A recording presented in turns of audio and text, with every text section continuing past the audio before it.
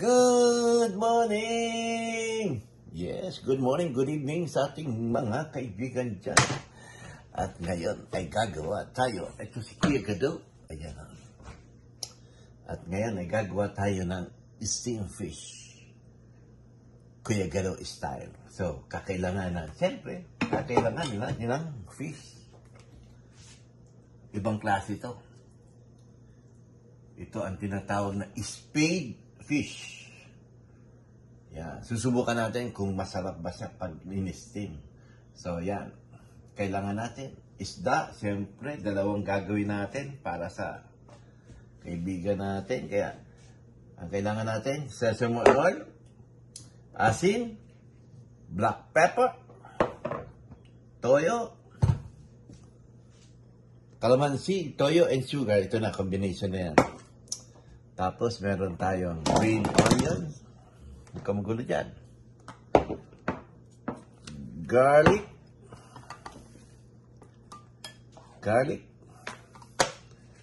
Wansoy. Ano ba wansoy sa... parsley. Yan, parsley. At meron tayong... Ano ba ito? Sibuyas, green onions, at ano tawag dito? Nakalimutan tuloy ni Kuya Gado. Luya. Yan. Ginger. Yan. Dalawang klase. Kasi yon pang garnish. Ito, pang lalagyan natin sa loob ng isda. Yan. So, umpisahan na natin. Ayun, umpisahan na natin. Lagyan muna natin yung sasapin na natin yan para doon sa isda para hindi siya didikit sa lalagyan natin. Yan. Ayos na yan. Lagyan natin ng konting dahon-dahon. Yan. Para magandang tignan. Tapos yung isda. Ayan yung isda. Oh. Yung isda gagawin natin. Lalagyan muna natin ng asin. Asin muna natin to. Ayan. Yung isda, rumasahin muna natin ng asin. Yan, sa pagitan. Yan.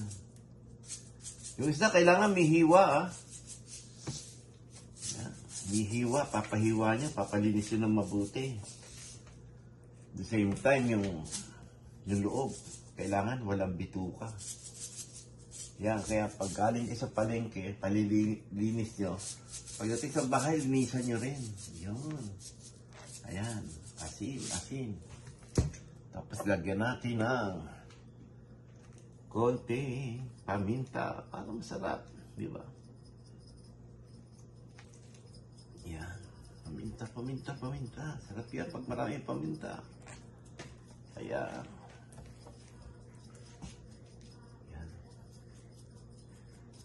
Sa atin, itong isda na to, para itong parang pinsan ng lipti. Kung alam yung isdang lipti, yun. Sarap yun, yung lipti sa Pilipinas. Parang wala akong nakita dito. Yun ang masarap pang steam. Yun ang namin, dyan sa BF, mga kaibigan ko yan. Pag nag-uwi si Bobby ng lipti from Butuan, yun, the best. Ito, lalagyan na natin doon. Yan, tapos lalagyan natin yan, dahon-dahon para masarap. Yan. Alright.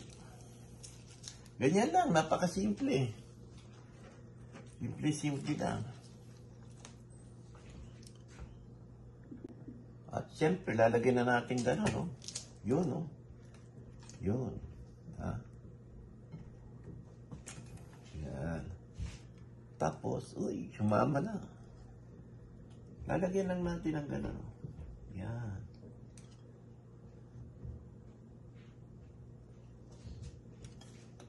Para yung ninamnam ng toyo na may kalamansi at asukal. Yan.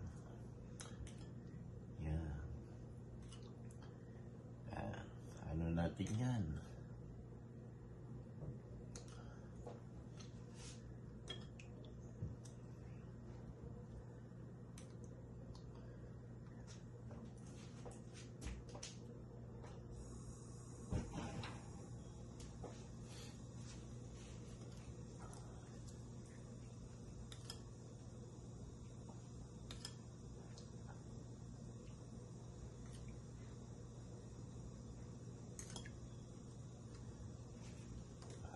Galing yun. Sarap niyan, ha?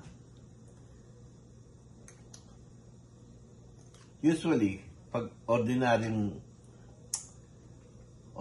isda, 20 minutes lang sa steam, okay na. Tapos, tususukin nyo, titignan nyo kung malambot. Pwede na yan.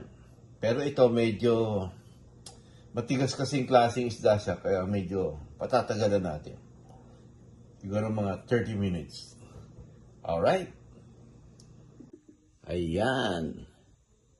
Nilagay na natin siya dyan, ha? Ayan.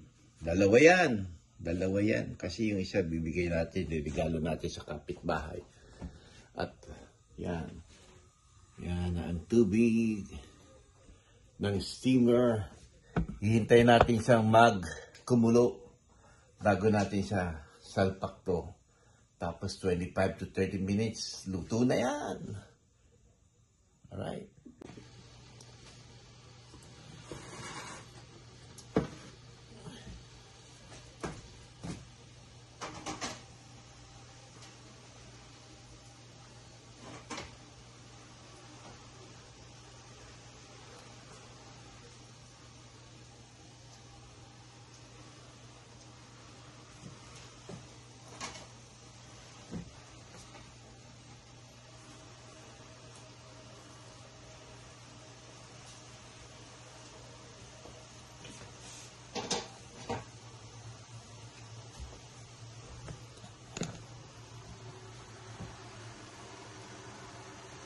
Ayan na siya. Ayan na. Ayun. Mahayaan lang natin siya dyan ng 20 to 30 minutes. Tsaka natin babalikan. Ayan na siya. After 25 minutes, tignan natin. Tusok. Uy, diretso na. Uy, pwede na siya.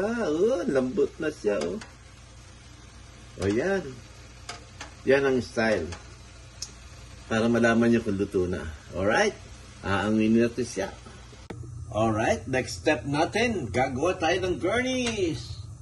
Magpapainit lang tayo ng mantika. Mga 2 spoon. 2 teaspoon. Yan. Okay, 1 tablespoon.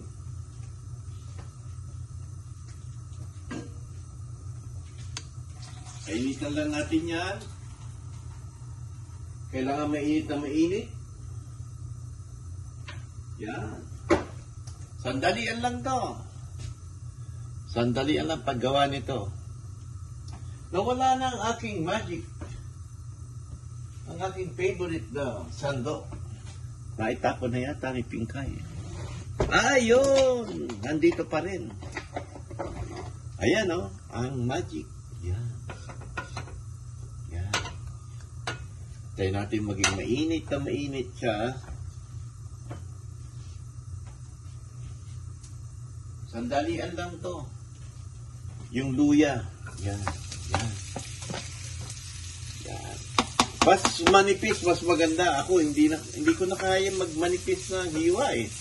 Kaya pasensyahan niya na yan. At tayo lang naman eh. Diba? Pero kung medyo maarte kayo, yun. Kung mas maganda ang tignan, maninipis, mas maganda. Yan. Ang garnish natin yan, sa ating steamed fish. Yan. Steamed fish ni Kuya Gado. Yan. Simplihan lang na luto. Pambahay lang. Pero pang ano rin. Pero pang dayo rin, pwede rin. Ipa-brown lang natin siya. Yan. Tapos yung green leaf onion. Ibababad nyo sa tubig na may yelo. Para maganda. Para inano siya. Sariwa. Ayan. Yan. Sandali. Parang no? Parang fresh lang. Hindi ko na kaya mag-iwa ng maliliit eh. Mas maganda yan, maliliit eh. Para maganda yung tignan. Pero madalian lang naman tayo. Ayan, nagka-transparent na siya. Ayan. Mas maganda yan. Ayan. Good. Malapit na. Mandali na lang, mga kaibigan. Mga ka-hello guys. Yan, pwede na yan.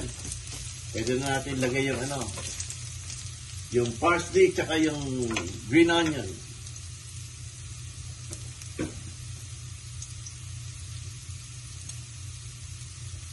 Medyo unahin natin yung green onion. Yan, yan. Yun, Yan. Yan.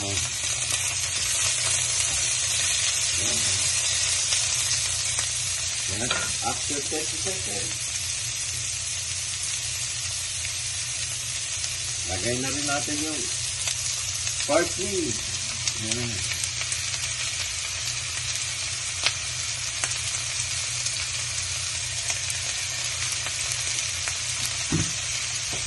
Mekos lang natin ng konti. Mekos lang natin ng konti. Kasi siya kayo, maliit yung ko. Maliit yung kawali ko. Ayan. Nag-ano na siya. Medyo lagyan natin ng konti. Ayan. Tapos, lalagyan lang natin ng mga 4 na patak lang ng sesame oil. Yan. Yun.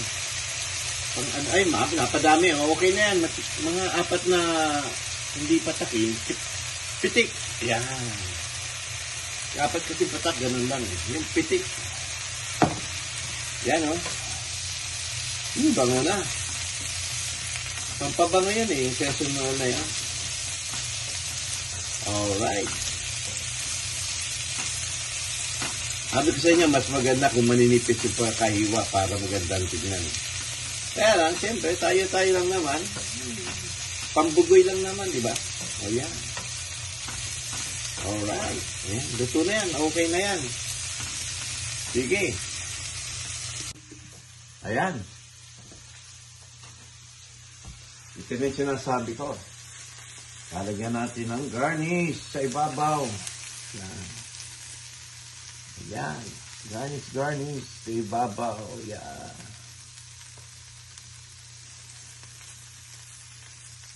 Gandang tignan. Yan. Masarap yan. Yan yung ulam namin kagabi. Yung nakita niyo sa Facebook. Yan yun. Binanata ng bisita natin yung gulay-gulay. Ayan, yes. Ayan. Sensya na kayo, hindi naman masyadong maarte.